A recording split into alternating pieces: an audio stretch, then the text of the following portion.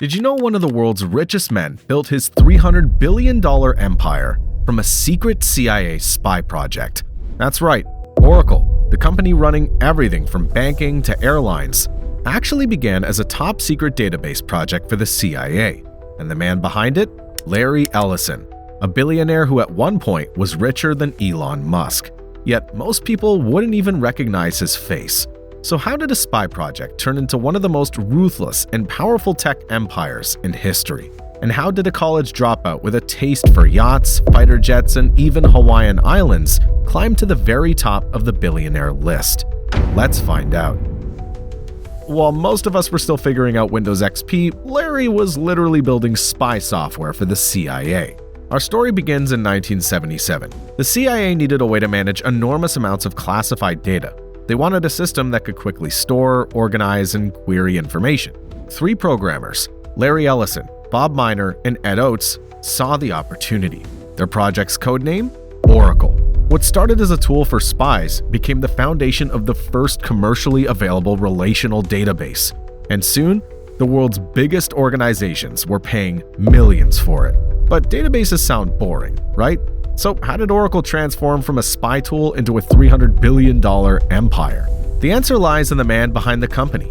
Larry Ellison wasn't your typical nerdy founder. He dropped out of college twice, taught himself to code, and had a chip on his shoulder the size of Silicon Valley. He wasn't just ambitious, he was cocky, ruthless, and extravagant. While other CEOs might settle for a penthouse, Larry bought yachts, fighter jets, and even a Hawaiian island. Most CEOs buy a vacation home. Larry bought an entire island. But behind the Playboy image was a relentless competitor.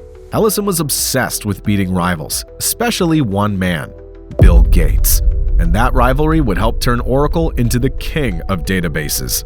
In the 1980s and 90s, Oracle exploded. Businesses everywhere needed databases to handle the growing flood of digital information.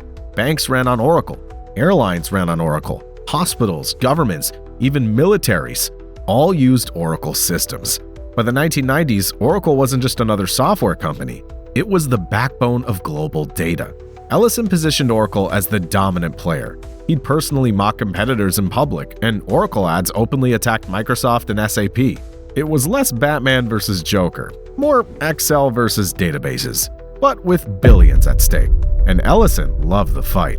He often trash-talked Bill Gates, calling Microsoft software buggy and outdated. Oracle even ran ads directly mocking their rivals. Bold moves that made Oracle feared and admired at the same time. But dominance came at a cost. Oracle became notorious for its aggressive culture. Oracle wasn't just competitive, it was cutthroat. Sales reps were trained to push hard. The unofficial motto was basically, buy Oracle or get crushed. The company became famous for its up or out culture. If you didn't hit your sales targets, you were out. Employees described Oracle as Wall Street in Silicon Valley, ruthless, intense, but incredibly effective. And Ellison thrived in that environment. He didn't just want to win, he wanted to humiliate his rivals. And nowhere was that clearer than in one of the nastiest takeover battles in tech history. In 2004, Oracle launched a hostile takeover of PeopleSoft, a software company that specialized in HR and business tools. The fight lasted 18 months. Oracle pushed. PeopleSoft resisted. Lawsuits flew back and forth.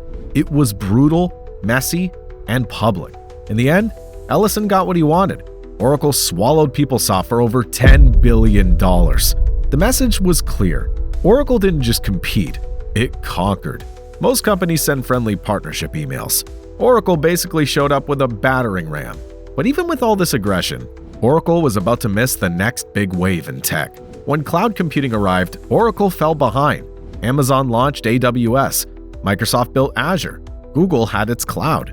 Meanwhile, Oracle's solutions were seen as old school, expensive, complex, and designed for a pre-cloud world. Analysts even started calling Oracle a dinosaur in tech. While Amazon was building the cloud, Oracle was still mailing you installation disks. But don't count Ellison out just yet. Oracle still had a few cards to play. Ellison wasn't about to let Oracle fade into irrelevance. The company doubled down on acquisitions. They bought PeopleSoft, NetSuite, and most famously, Sun Microsystems, the company behind Java and MySQL. Then came Oracle Cloud Infrastructure, their attempt to finally catch up in the cloud race.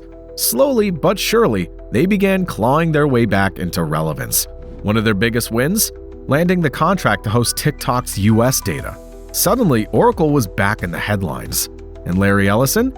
In 2023, he briefly overtook Elon Musk and Bernard Arnault to become the richest man in the world for the very first time. And then, just recently in 2025, he did it again, climbing back to the top before markets shifted once more. Imagine being richer than Elon Musk, and most people still don't even know what you look like. Ellison wasn't just building Oracle, he was building a persona. He spent hundreds of millions on yachts, luxury cars, and one of the biggest private real estate collections in the US. But his biggest purchase? 98% of the Hawaiian island of Lanai. Yes, he literally bought an island. He also poured fortunes into his passion for sailing, funding America's Cup teams just to prove Oracle could win on the water as well as in the boardroom. At this point, Larry Ellison wasn't just competing with Bill Gates. He was competing with Poseidon. Think about it, a secret CIA database project grew into the backbone of global business. Larry Ellison, a college dropout, became the ruthless anti-hero of Silicon Valley. Oracle went from dominance to near irrelevance to fighting its way back. And in the process, Ellison climbed to the very top of the billionaire rankings. Not once, but twice. Sometimes the biggest empires are built not on flashy consumer products, but on the boring stuff that quietly runs the world. So the next time you check your bank account, book a flight, or scroll through TikTok, remember, there's a good chance Oracle's running in the background. And it all started with a spy project. What other billion-dollar empire should we uncover next? Subscribe for more brand backstories.